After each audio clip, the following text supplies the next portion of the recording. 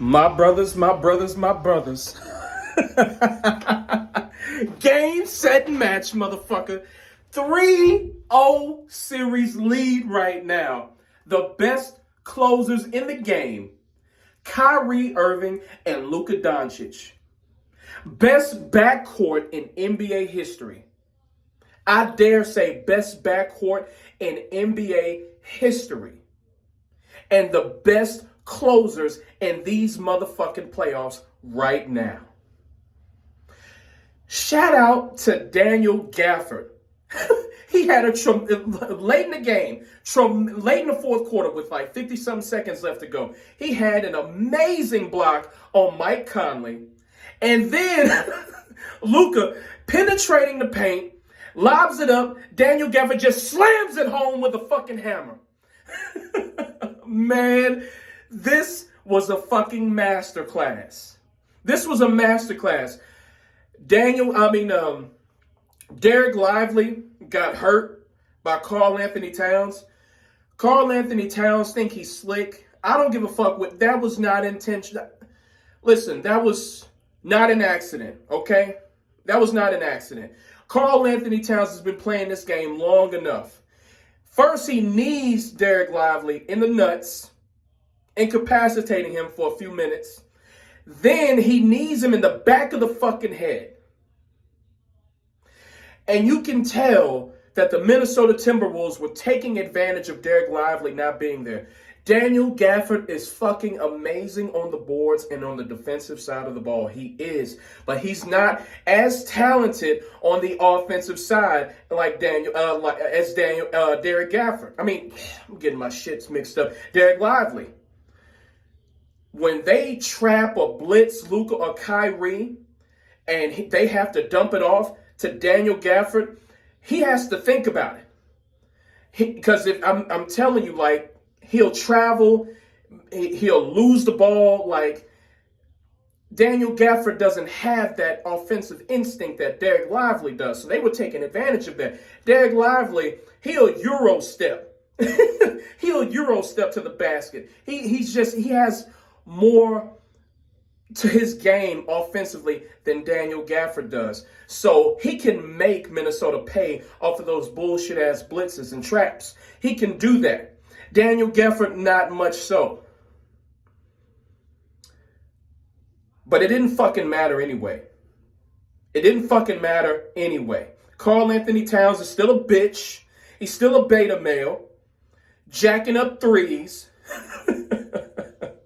Just terrible. Fucking best shooting big man in the league. Man, get the fuck out of here. Get the fuck out of here.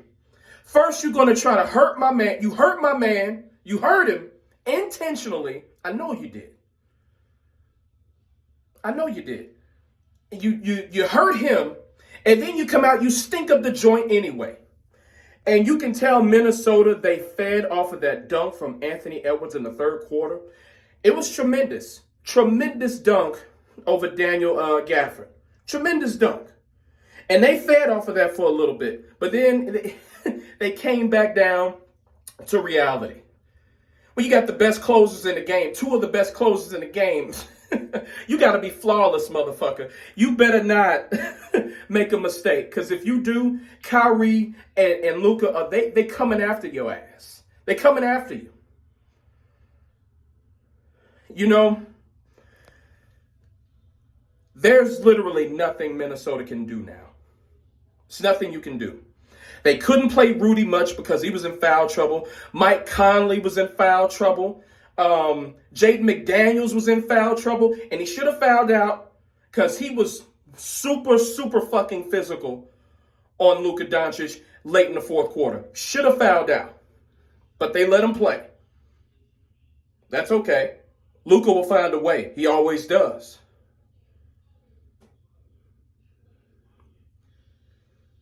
Naz Reid wasn't on a heater like he was in the last game. You can't depend on your role players to have heaters like that every fucking game, Minnesota. Can't depend on that. Karl Anthony Towns shrinks in the moment. Rudy Gobert, he's the defensive player of the year. And yet he gets destroyed on the perimeter. How can you win depoy and you can't guard anybody on the perimeter? How do you do that? Like, how do you win depoy when you... And I don't understand for the life of me how the head coach of Minnesota, I don't know how do you end up having Rudy Gobert? I'm not complaining, by the way. I'm just going by what I'm seeing. Multiple times throughout this game, you have Rudy Gobert being set up to fail guarding Jaden Hardy, Kyrie Irving, and Luka Doncic. How you know he can't guard shit on the perimeter? He has so much trouble with guards on the perimeter. With hell, anybody on the perimeter, but most notably guards. And you still try him out there?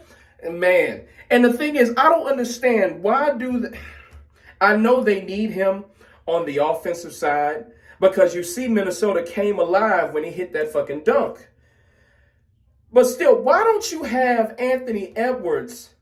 Like, it's like in the last game. Why do you have Rudy Gobert, being skateboard Pete on Luka? The last shot of the game-winning three last game. Why do you have Rudy Gobert switch on him? Why?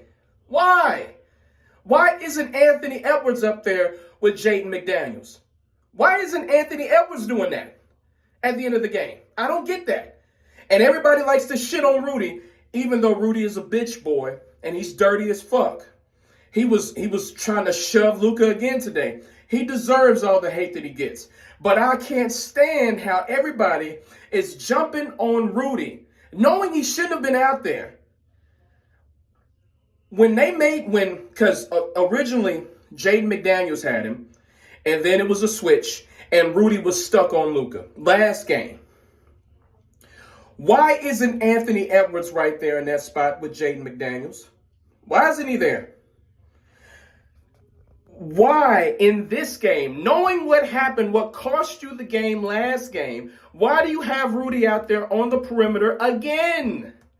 That's coaching.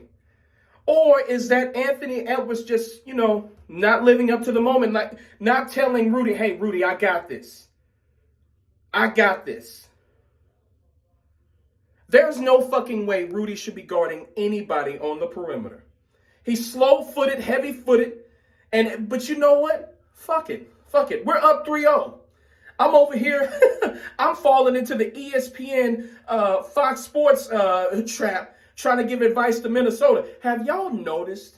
If you go to ESPN, Fox Sports, anywhere, they're always trying to figure out ways to help Minnesota, giving Minnesota advice. Like, Minnesota needs to do this, and that. And, Minnesota needs to do this, and that. They don't say shit about the Mavericks. Nothing. Now, I get they have to play this shit up to make the series more competitive. I get that. They have to talk in Minnesota's favor. I get it. But goddamn it, it's ridiculous.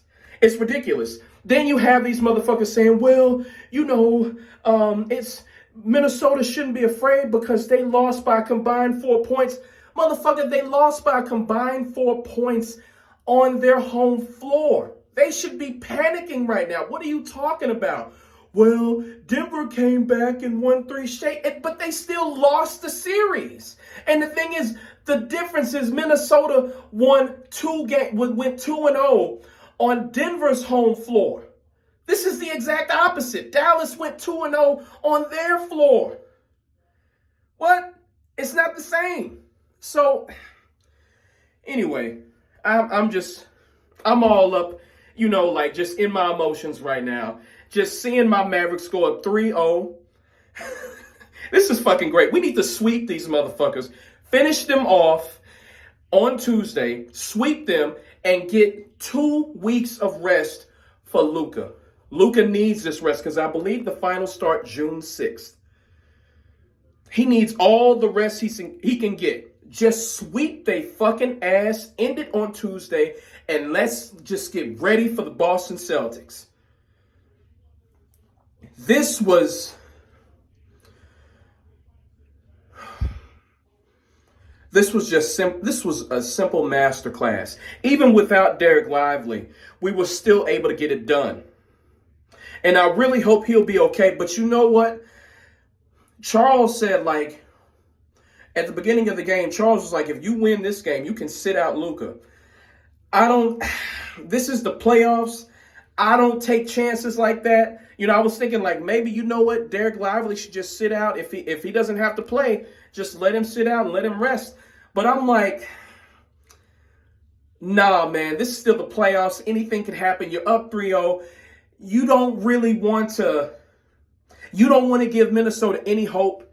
And even if you don't even want to extend the series.